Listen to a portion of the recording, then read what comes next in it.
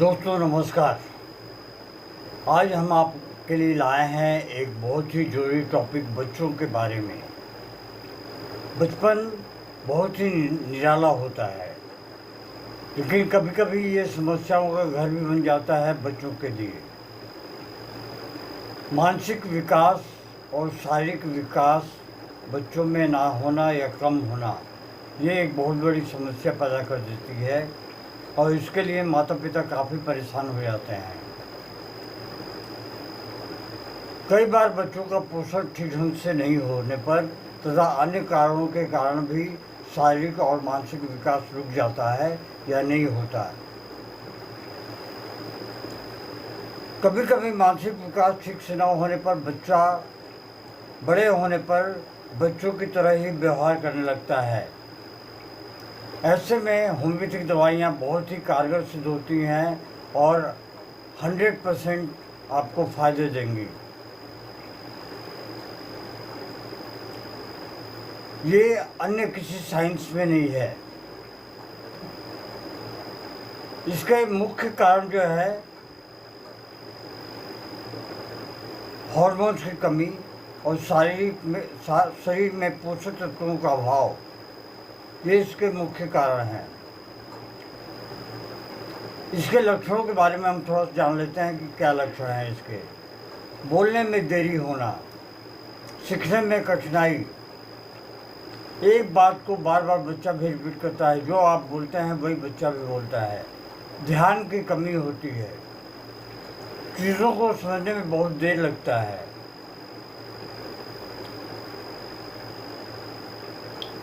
शारीरिक विकास के कमी के लक्षण, उम्र के अनुसार वजन या लंबाई का न बढ़ना, हड्डियों का कमज़ोर रहना, देरी से चलना और बैठना या खड़ा होना, ये इसके मुख्य लक्षण हैं। कारण क्या हो सकते हैं?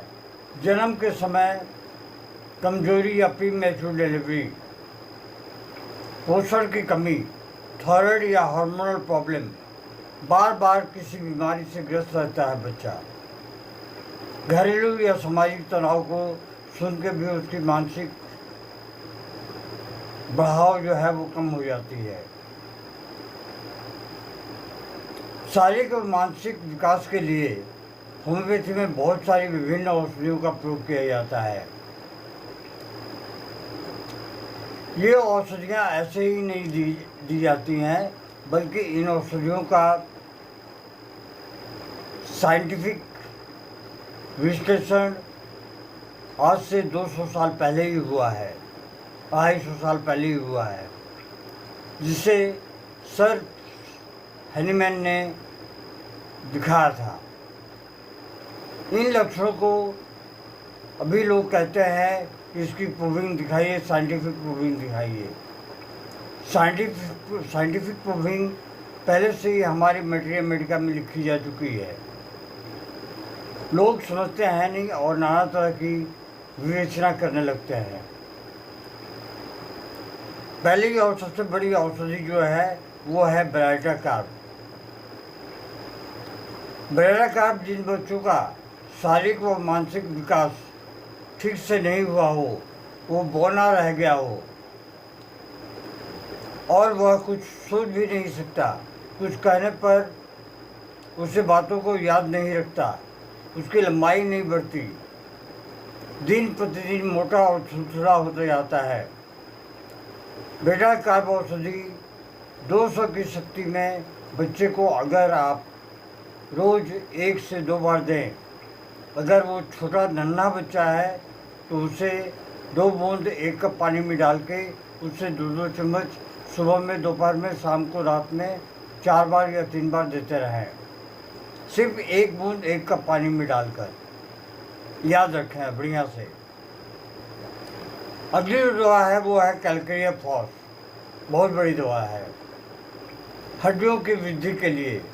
कमज़ोर बच्चा और देर से दांत का निकलना, अगर ऐसा होता है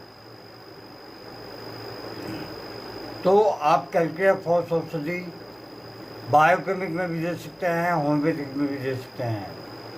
अगर बच्चा 3 या 4 साल से बड़ा है तो उसे आप 2 गोली सुबह में, 2 गोली दोपहर में, 2 गोली रात में 3 बार दे सकते हैं। ट्यूबरकुलिनम 200 की पोटेंसी में कमज़ोर इम्यूनिटी को बढ़ाने के लिए, ये इम्यूनिटी की एक बहुत बड़ी दवा है। कमज़ोर इम्यूनिटी और किसी तरह के बैक्टीरियल वायरस इन्फेक्शन को दूर करने के लिए आप ट्यूबरकुलिनम को प्रयोग कर सकते हैं। इससे आप 200 की पोटेंसी में दें और दिन में 2 बार दें। बच्चा अगर बीमार पड़ता है बार बार तो भी आप इस औषधि को दे सकते हैं। ये एक बहुत ही बेहतरीन औषधि है। अल्फा वैसे तो लोग मदर टिंचर देते हैं, लेकिन मैं सजेस्ट करता हूँ पोटेंसी में देने की। क्यों की पोटेंसी में कभी न दें, 30 की पोटेंसी में दें आप। 2 बूंद सुबह में, दोपहर में और रात में, बहुत ही बेहतरीन काम करती है। इक्लूजा सिनेपियम बच्चों की बहुत बड़ी दवा है।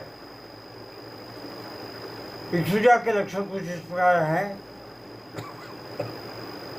जैसे कि पढ़ाई में ध्यान न लगना,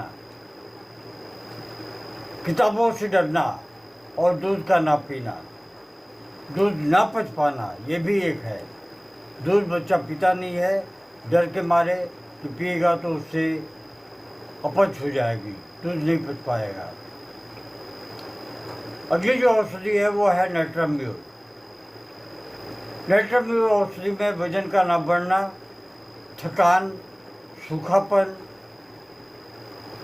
बच्चों में चिड़चिड़ापन बहुत ज़्यादा आ जाता है। याद रखें, आप देखेंगे कि आपके बच्चे में चिड़चिड़ापन बहुत ज़्यादा आता है और छोटी छोटी बातों पे चिल्लाने लगता है।